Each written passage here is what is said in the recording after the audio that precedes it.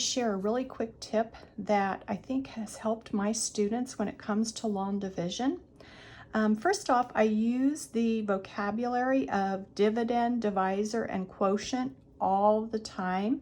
The more they hear it, the more likely they will be able to answer questions that involve that vocabulary.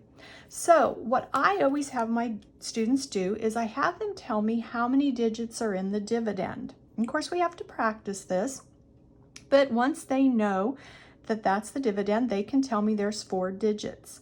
And then I ask them to put a line above each digit where the quotient is going to go.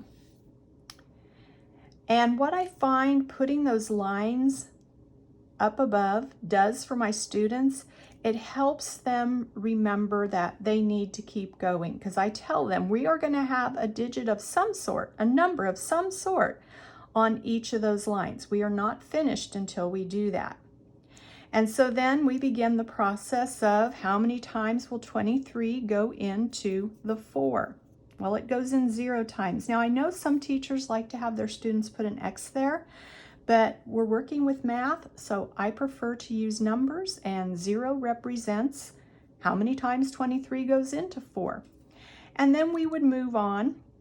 Of course, this goes in twice. I would have my students use compatible numbers to help them determine that, and we can talk about that at another video. And so we would continue on through this process, which I'm not going to write this all down. You'll also notice that there are some light guidelines, which kind of helps keep track of place values.